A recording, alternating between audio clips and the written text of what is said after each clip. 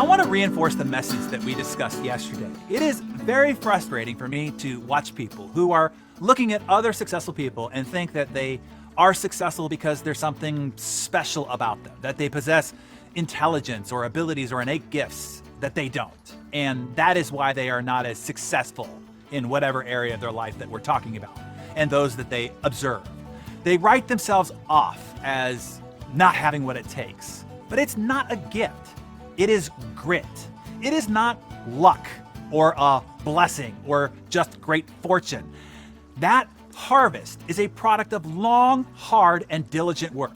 Plain and simple. Hear me now. It is not giftedness. Behind every story of great talent or ability is a grinding work ethic of someone hammering on their craft day in and day out until finally one day you see their harvest, their performance, their product, their art, their stats, and go, whoa, they're so talented, so gifted.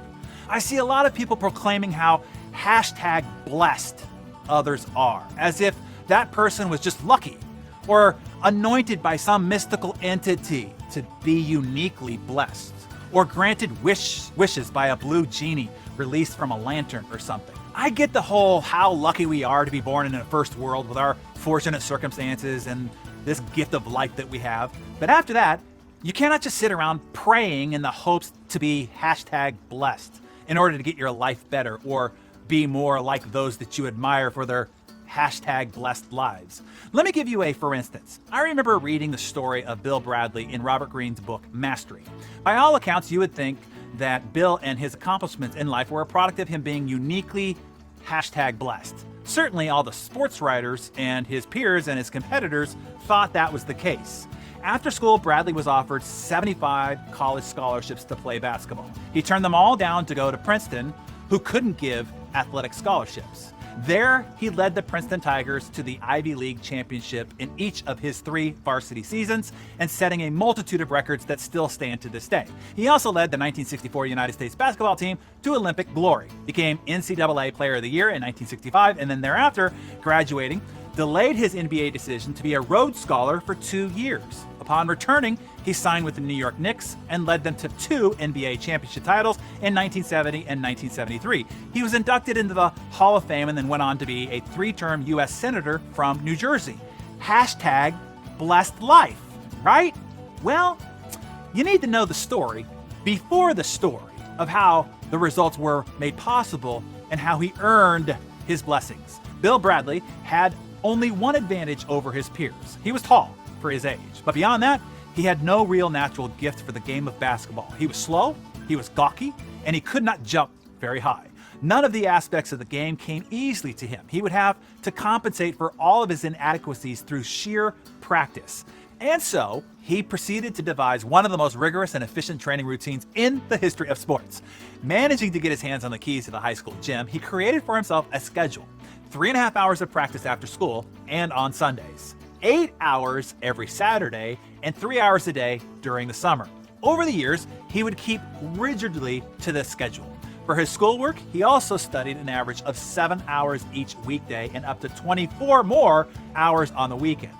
In the gym, he would put 10-pound weights on his shoes to strengthen his legs and to give him more spring to his jump.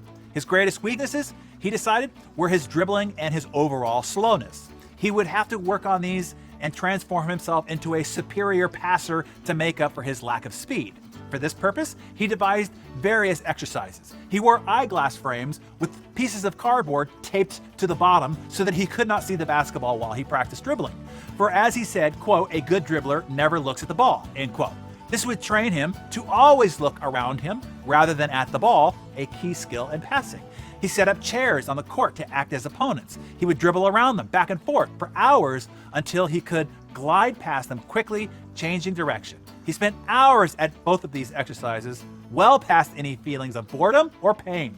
Walking down the main street of his hometown in Missouri, he would keep his eyes focused straight ahead and try to notice all the goods in the store windows on either side, without turning his head.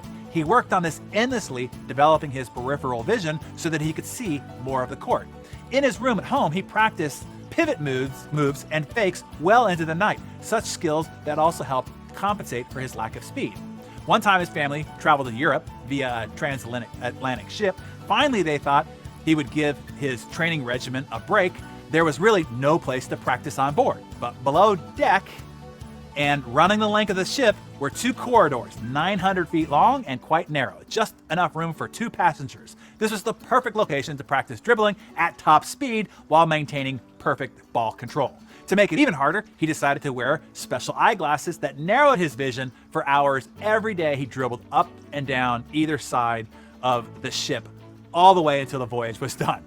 That is how, as many sports writers would say, quote, Bradley possessed intangibles that do not always show up in other players.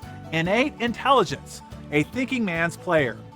Bradley could watch a play develop 2 or 3 passes ahead of time. He had natural dribbling prowess and gracefulness on the court. These unique gifts helped him to excel both on the college and professional level, end quote. No. Those innate gifts were forged through thousands upon thousands of grit, determination, sacrifice, and maniacal, obsessive discipline to practice, training, and hard work. Make no mistake about it. Now, how committed are you to working on your gifts, to earning your blessings? Understand this.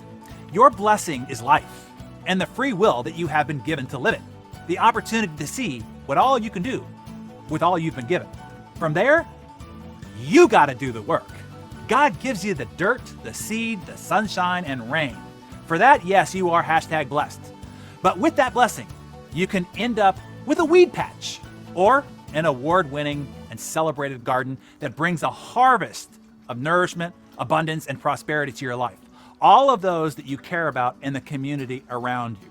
And you made that happen. You cannot pray for a garden. You cannot hope for one. You cannot wait around until you are blessed with one. Nor should you marvel at another person's garden and write yourself off by saying, oh, they're just #blessed.